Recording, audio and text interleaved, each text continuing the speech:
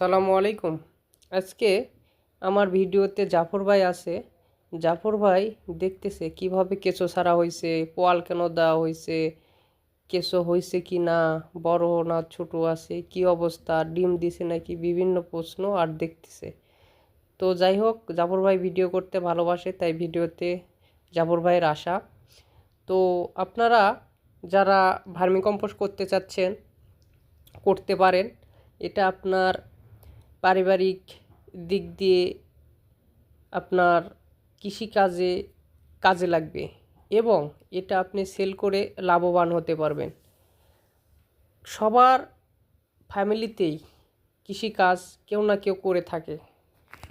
তো আপনি যদি কৃষিকাজ করে থাকেন তাহলে আপনার যে রাসায়নিক সারের প্রয়োজন সেটা কিন্তু এই গোবরের থেকে কেঁচো দিয়ে যে সার তৈরি হবে ভার্মিকম্পোস্ট সার, এই সার দিয়েই আপনার কিন্তু রাসায়নিক সারের পরিবর্তে এটা আপনি ব্যবহার করতে পারবেন।